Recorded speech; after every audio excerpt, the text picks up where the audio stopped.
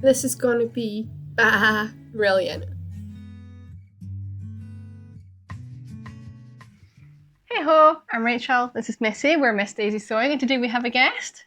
Hi, I'm Amy, I'm Amy's Rambles. And Amy here today is coming as my willing victim and participant in a sewing lesson where we're going to make a sheep dress! Woo! I'm so excited. The plan for today is that we're going to do a bit of a sewing lesson. We're going to go over sort of how to follow a pattern, how to sort of adjust the pattern, just because the patterns that we've got aren't exactly quite for Amy's body type here. And then hopefully Amy's going to walk away with a beautifully fitted dress and the pattern to make her own in the future. This is what we're hoping for, guys. It's gonna, we believe. Yes. So on that note, I'm going to leave you guys with past me, who did the pattern drafting yesterday, whilst we get ourselves organised and try and figure out the best way to try and get this on the floor, because it's huge.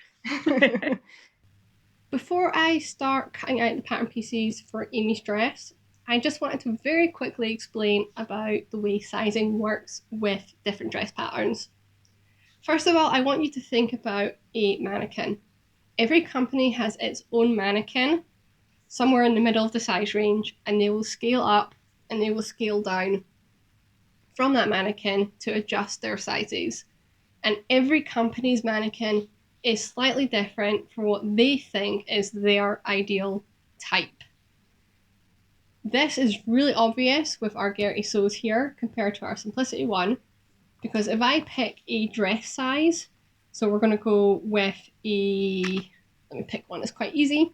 So the Gerties sews 8, an American 8, they're saying is a 38 bust, 30 waist, and a 42 hip, whereas the equivalent UK size is a UK 16 or a European 42. And that gives us a 38 bust, 30 waist, and a 40 hip. Note there, they have 2 more inches in that hip. So one of the reasons I really love the Gerties sews is that it is geared towards your pairs. Being a pair myself, that's great. I don't have to amend any of the pattern pieces because of that extra allowance there. Whereas with the Simplicity ones, I will have to usually ease out or go up a size if it's got like a trouser element in the bottom. The other really nice thing about these books is that Gertie does actually explain how to amend her pattern pieces to accommodate if you don't fit quite right the type of measurements that she's got. And also things like sway back, which I don't think is explained enough, but that's another video another time. So for Amy, what I've done is I have taken her measurements, I have figured out her dress size, and where she does not match that specific dress form type that I mentioned earlier, I have amended that measurement just by 1/2 inch to make it match. So the idea is that we are going to be using the pattern pieces from this, having them slightly amended to start with, and then we will further adjust them as we go, with the takeaway that Amy is going to have a properly fitted dress pattern that she can use for future dresses, and she will also just have that knowledge on where to start. I am going to add here that calling this a sewing lesson is a bit of a disservice to Amy. She's at that awkward stage in her sewing journey where she has nailed the basics, but really just needs that confidence boost for when it comes to something a little bit more complicated and intimidating, like following a larger sewing pattern. So that is also one of our key takeaways here, is just to give her the confidence to have a go at this sort of thing in her own time and space. So I'm just going to very quickly recap that quite good conversation actually. We've got quite a big skirt piece here, and the curtains have been, I think they are actually handmade. They are actually 2 pieces of fabric here. So we're saying we're going to try and keep it on one side. And Amy's idea around this was to do the skirt.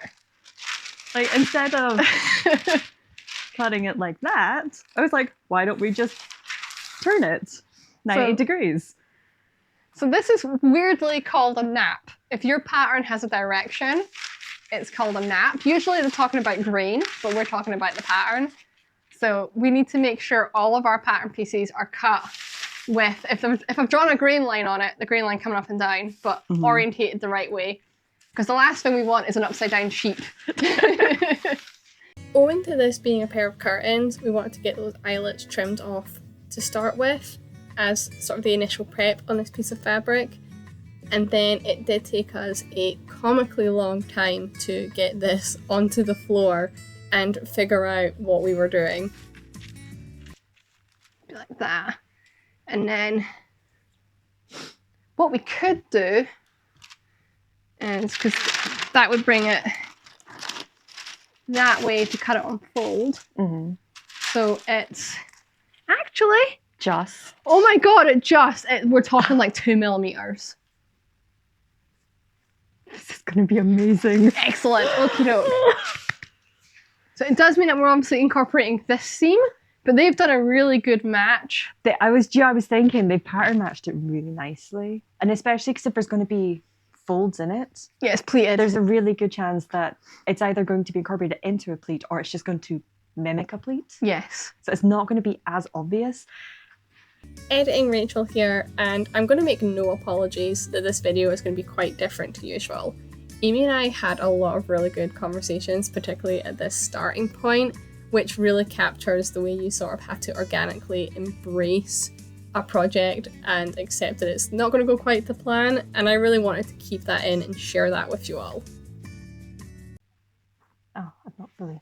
That's where. It's like we don't have spare fabric. No, we're literally down in the millimeter. We will make it work. We will. You know, so we have our fold there. And then I'm hoping if we bring this up as high as we sensibly can, Yeah. the other skirt piece, which is there, if you want to place that again to the centre back, which is The back pleat. I think it's that side there, that's the centre back there. Okay. If you line that to, I think I can bring it up to there. I mean, this is now literally on the very edge there. Yeah, that we can drop Although, down. we can unpick that and flop, can't we? Yeah. Where's my stitch picker? There it is. Yoink. So, do you want to have a go with the stitch picker? If wrist is getting bad. Actually, the stitch picker's not too bad. Because that should actually cover us and we can get both together. Yeah. Yes! Maximising the sheep edge. Just to clarify, Amy has injured her wrist when we filmed this, so she is trusted around sharp objects. I just didn't want her like jarring it with that sort of picking motion that you have with the stitch picker. There we go. We have a front and a back.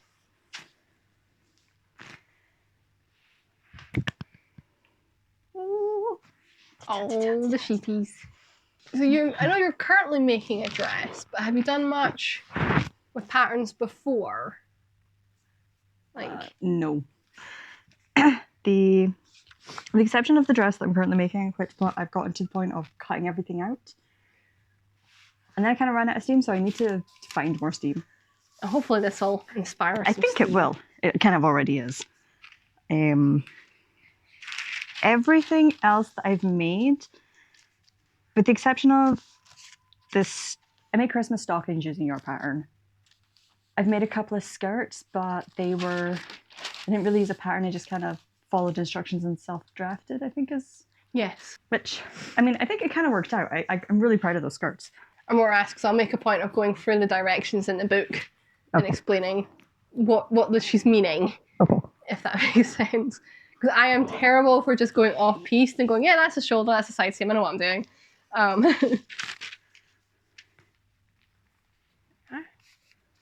So oh my god, that's perfect. I cut off his butt on both sides. Oh, perfect. So that'll line up like that for your centre back. And then you'll have on that side. Yeah. That one doing the same on that side. Oh. And that's the sheepies on the front. Nice. And then you'll have the midriff underneath. That, which is what I'm going to just cut out here. And then we need to make sure to cut your pockets. Pockets are the most essential item in an outfit. I'm at the point now, it's like if there's a side seam, there's a pocket. So in terms of adjustability, darts are a really good place to add in ease. So, because I have like, Rochelle and I are basically the same body shape, but she's exactly 1 inch bigger than me everywhere. So what I'll often do is if something fits me like a glove, is I'll reduce my darts to add in that inch across the body. Okay. So I don't have to recut my pattern pieces, but I basically narrow the dart down. So it'll still have the same center point, but I'll knock off like 1/4 inch each side and narrow in the darts. So that's just that if you've got darts, they're a good place to add in ease. Yeah. That's quite cool. Some people cut out darts. I'm like, hell no. I'll leave them in.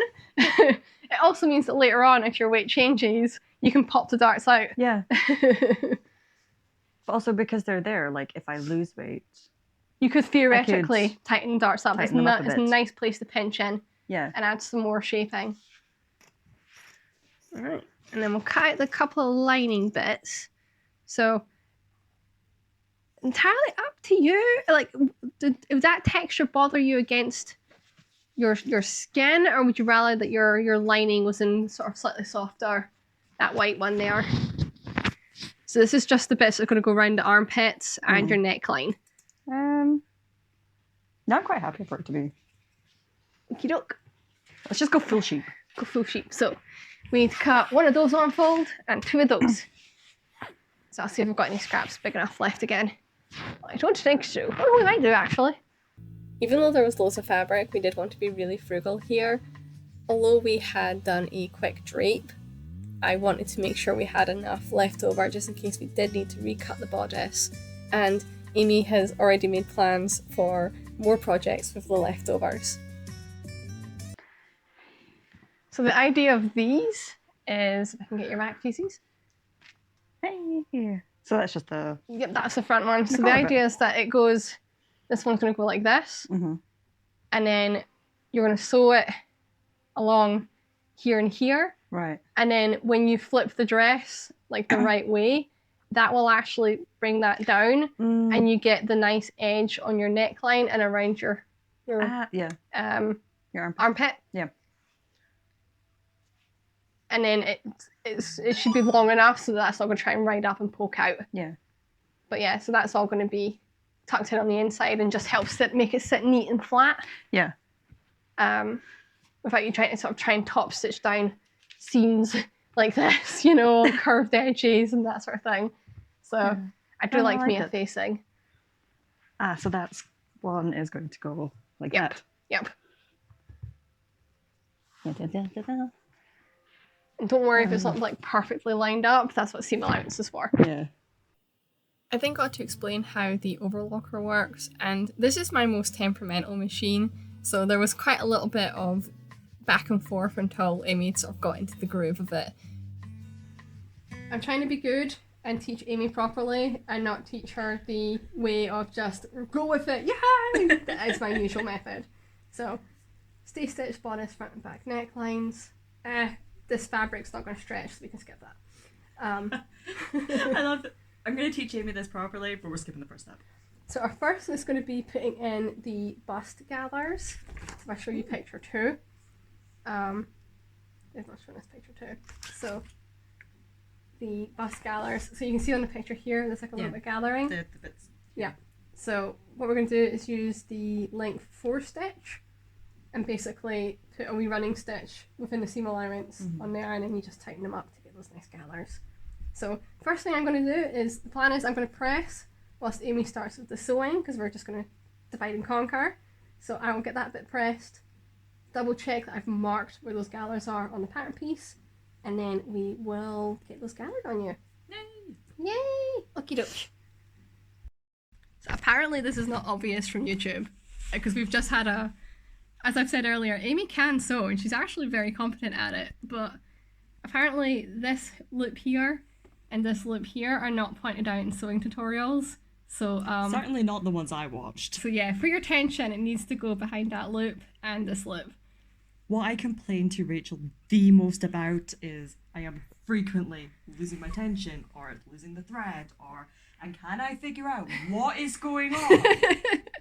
Because the singer just has, and it's a singer, it's not this singer, but it's a singer it's I just have, a little down arrow. and it's just this little arrow, so I thread it and I go into the needle. I don't go round this gubbin and through that gubbin, and then through the needle.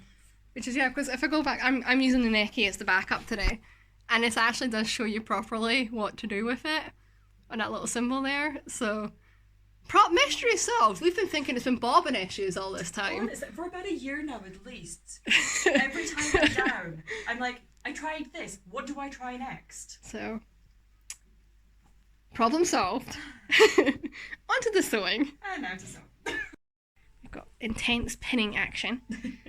So we've done off camera a quick little fit check and we're happy with where the seams are hitting on the body and stuff. And we're just getting it all nicely pinned in place before the next step. Do you want to quickly explain why sheep? Okay, I've basically been obsessed with sheep since I was quite little.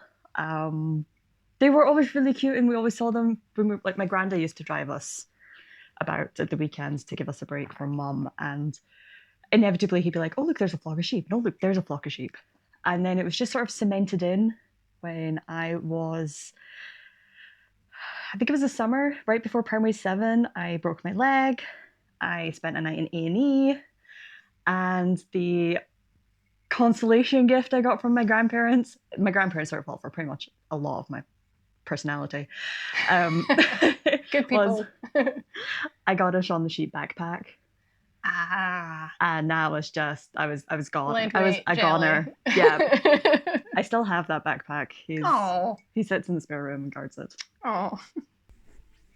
For anyone wondering, this is the size of the skirt.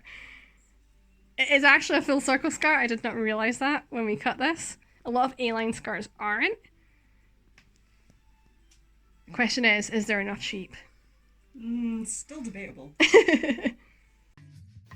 By this point, it was officially crunch time. We had managed to allocate 2 evenings for making this dress during Amy's stay, and basically we were running out of time. The priority here was letting Amy have a go at making the parts that she'd never done before, so focusing on that bodice and those facings, whilst I pushed on with things like the gathering of the skirt and getting the pockets in, all things that she had done before and was much more confident in.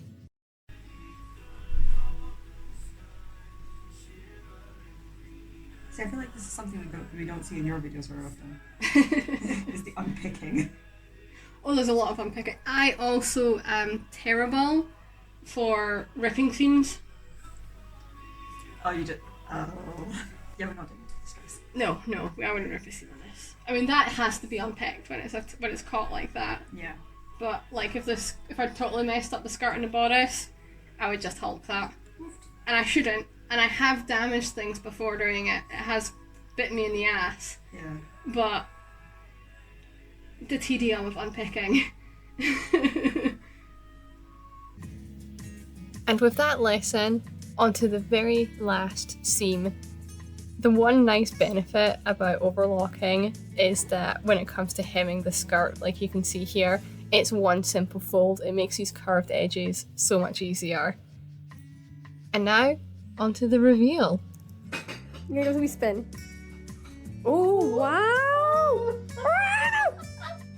Oh, she has such a good spin. Or she's gorgeous. Yes! Oh, Fabby. I want to take her off now. I think it's safe to say that this dress was a success. For 2 evenings' work, I am so pleased with what we managed to accomplish. This dress is possibly the most twirly dress I have ever created, and it's absolutely fabulous. My hope is that Amy now has the confidence to have a go tackling another dress on her own, and has the tools at her disposal to make sure it fits her perfectly. I'm also pleased to report that Maisie, Amy's cat, was also very impressed with this dress, and I don't think you can get a higher compliment than that. So until next time, cheerio!